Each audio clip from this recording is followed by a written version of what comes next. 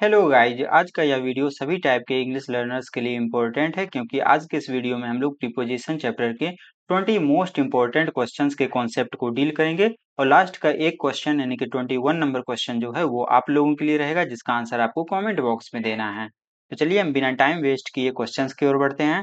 First question है he has been absent blank school for 2 days, यानी कि वह अब्सेंट है स्कूल में कितने दिनों से, तो 2 दिनों से। यहाँ पर स्कूल में एब्सेंट है तो में के लिए आपको इन का यूज नहीं करना है। आपको याद रखना है कि जब भी कोई पर्सन किसी प्लेस से अब्सेंट रहता है तो अब्सेंट वर्ड के साथ हमें फिक्स्ड प्रीपोजिशन फ्रॉम का यूज करना है, ठीक है। यहाँ पर अब्सेंट फ्रॉम इस क्वेश्चन का आंसर हो जाएगा जो कि ऑप्शन नंबर ए में दिया गया है, ठीक है। बट यदि सेंटेंस ऐसा रहता है कि ही इज प्रेजेंट, यानी कि वह जो है वो प्रेजेंट है, उपस्थित है, ब्लैंक स्कूल, स्कूल में उपस्थित है, तो यहाँ पर हम एट या इन का यूज कर सकते थे। बट यदि कोई पर्सन किसी प्लेस से एब्सेंट रहेगा तब वहां पर हम फ्रॉम का ही यूज करेंगे।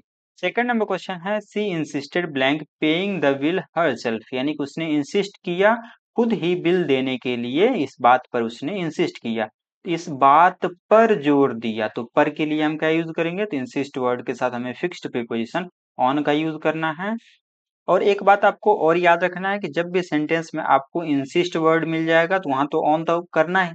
और एक बात को और आपको याद रखना है कि इंसिस्ट के साथ ऑन का उपयोग तो करना ही है, लेकिन इसके बाद आपको जेरंड फॉर्म का ही यूज करना है, ठीक है। जेरंड फॉर्म यानी कि आईएनजी फॉर्म का ही यूज करना है इंसिस्ट के बाद। थर्ड नंबर क्वेश्चन है the teacher was annoyed blank the students for being late, यानी कि टीचर जो है वो एनॉयड थे, परेशान थे स्टूडेंट्स से, किस वजह से, तो लेट होने की वजह से। तो आपको याद रखना है कि जब भी सेंटेंस में आपको एनॉयड वर्ड मिलेगा तो इसके साथ हम दो प्रीपोजिशन का यूज कर सकते हैं, या तो हम विथ लगा सकते हैं या इसके साथ हम एट का यूज कर सकते हैं। विथ कब लगाएंगे, तो जब किसी पर्सन से एनॉय होने का सेंस आएगा, परेशान होने का सेंस आएगा तब विथ लगाएंगे। और किसी बात को लेकर परेशान होने का सेंस आएगा यानी कि एनॉयड एट समथिंग, तब वहां पर हम एट का यूज करेंगे। तो यहाँ पर स्टूडेंट्स से परेशान थे, इससे परेशान थे, तो पर्सन हो गया स्टूडेंट्स, तो हम विथ का यूज करेंगे जो कि ऑप्शन नंबर ए में दिया गया है, ठीक है। फोर्थ नंबर क्वेश्चन है the principal presided blank the meeting, यानी कि प्रिंसिपल ने प्रिसाइडेड की, अध्यक्षता की, किस चीज की, तो मीटिंग की। तो आपको याद रखना है कि जब भी सेंटेंस में आपको प्रिसाइडेड वर्ड मिलेगा तो इसके साथ आपको फिक्स्ड प्रीपोजिशन ओवर का यूज करना है। किसी चीज की अध्यक्षता कर रहे हो तो प्रिसाइडेड के साथ हमें ओवर का यूज करना है जो कि ऑप्शन नंबर बी में दिया गया है, ठीक है। फिफ्थ नंबर क्वेश्चन है the manager is accountable blank the board of directors, यानी कि मैनेजर जो है वो उत्तरदायी है, किसके लिए, तो बोर्ड ऑफ डायरेक्टर्स के लिए वो अकाउंटेबल है, उत्तरदायी है। तो आपको याद रखना है कि जब भी कोई पर्सन जो है वो अकाउंटेबल रहता है, उत्तरदायी रहता है किसी चीज के लिए, तो अकाउंटेबल वर्ड के साथ हमें फिक्स्ड प्रीपोजिशन टू का यूज करना है जो कि ऑप्शन नंबर सी में दिया गया है, ठीक है। The manager is accountable to the board of directors. Six number question है he has no control blank his temper, यानी कि उसका कंट्रोल नहीं है अपने गुस्से पर। तो आपको याद रखना है कि जब भी किसी पर्सन का कंट्रोल करने का सेंस आएगा गुस्से पर, तब कंट्रोल वर्ड के साथ आपको क्या यूज करना है, तो आपको ओवर का उपयोग करना है, ठीक है। कंट्रोल ओवर टेम्पर, ओवर इस क्वेश्चन का राइट आंसर हो जाएगा जो कि ऑप्शन नंबर बी में दिया गया है, ठीक है। सेवेंथ नंबर क्वेश्चन है she was blank the impression that the meeting had been cancelled, यानी कि वह इम्प्रेशन में थी, यानी कि वह इस विचार में थी कि मीटिंग जो है वो कैंसिल हो गया था। तो आपको ये फिक्स्ड फ्रेज याद रखना है, कौन सा फ्रेज, अंडर द इम्प्रेशन। तो अंडर द इम्प्रेशन मतलब होता है यह धारणा होना या विचार करना। तो सी वॉज अंडर द इम्प्रेशन, वह इस धारणा में थी, इस विचार में थी, ठीक है। अंडर इस क्वेश्चन का आंसर हो जाएगा जो कि ऑप्शन नंबर बी में दिया गया है। एट्थ नंबर क्वेश्चन है the farmer sadly died snake bites while working in the field, यानी कि फार्मर जो है वो मर गया, कैसे मरा, तो स्नेक बाइट से मरा, कब, जब वह खेतों में काम कर रहा था। तो डाइट वर्ड के साथ हम ऑफ का भी यूज करते हैं, फ्रॉम का भी यूज करते हैं, फॉर का भी यूज करते हैं, तीनों का अलग अलग कंडीशन है। जब किसी पर्सन की मृत्यु जो है वो डिसीज से हो रही हो, बीमारी से हुई हो, तब ऑफ का यूज करेंगे।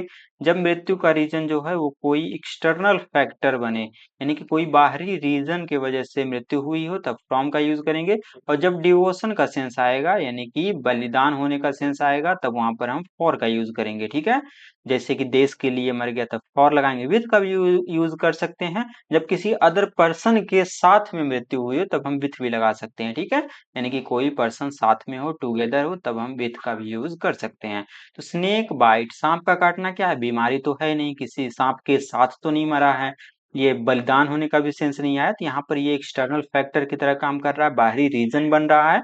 यहाँ पर हम फ्रॉम का यूज करेंगे। ठीक है, सी नंबर इस क्वेश्चन का आंसर हो जाएगा। नाइन्थ नंबर क्वेश्चन है, the minister was pleased blank the warm welcome, यानी कि मिनिस्टर जो है वो खुश था, प्रसन्न था। किस वजह से? तो वार्म वेलकम, यानी कि उसका जो अच्छे से वेलकम किया गया, उसकी वजह से मिनिस्टर जो है वो प्लीज्ड था, प्रसन्न था। तो प्लीज्ड वर्ड के साथ हम कौन कौन सा प्रीपोजिशन यूज कर सकते हैं? तो प्लीज्ड के साथ हम विथ का यूज कर सकते हैं, या इसके साथ हम एट का यूज कर सकते हैं। तो प्लीज्ड विथ कब लगाएंगे? जब किसी चीज से प्लीज्ड होने का सेंस आएगा, तब हम विथ का यूज करेंगे। और जब किसी इवेंट से प्लीज्ड होने का सेंस आएगा, तब वहां पर हम एट का यूज करेंगे। ठीक है, तो ये इस चीज से प्लीज्ड थे, वार्म वेलकम से, तो समथिंग का सेंस आ गया, तो विथ का यूज करेंगे, जो कि ऑप्शन नंबर ए में दिया गया है। ठीक है, the minister was pleased with the warm welcome. Tenth number question है, the book is suitable blank beginners, यानी कि बुक जो है वो सुटेबल है, बेस्ट है, किसके लिए? बिगिनर्स के लिए, जो स्टार्ट किए हैं कोई चीज सीखना, उसके लिए ये सुटेबल है। तो उसके लिए सुटेबल है, तो के लिए के सेंस में हम क्या यूज करते हैं? फॉर का यूज करते हैं। फॉर यहाँ ऑप्शन नंबर बी में दिया गया है, बी नंबर इस क्वेश्चन का आंसर हो जाएगा। The book is suitable for beginners. 11th number question है, the workers protested blank low wages, यानी कि वर्कर्स ने प्रोटेस्ट किया, आंदोलन किया, किस चीज के लिए? तो लो वेजेस, उनको जो कम वेतन मिलता है उसके लिए। इस चीज के खिलाफ प्रोटेस्ट किया जाएगा, तो के खिलाफ के सेंस में हम क्या यूज करते हैं? तो इसके लिए हम अगेंस्ट का यूज करते हैं, तो अगेंस्ट यहाँ पर इसका राइट आंसर हो जाएगा। The workers protested against low wages, जो कि ऑप्शन नंबर बी में दिया गया है। 12th नंबर क्वेश्चन है, the meeting has been postponed blank next week, यानी कि मीटिंग को जो है पोस्टपोन्ड कर दिया गया। कब तक? अगले सप्ताह तक। तो यहाँ पर अगले सप्ताह तक के लिए हम अंटिल का यूज कर सकते हैं, जो कि किसी भी ऑप्शन में नहीं दिया है। तो पोस्टपोन्ड के साथ हम अब यहाँ पर हमारे लिए बेस्ट ऑप्शन बचा है टू, तो postponed to next week, C number इस क्वेश्चन का आंसर हो जाएगा। ठीक है, अंटिल रहता तो अंटिल से भी काम चल सकता था हमारा।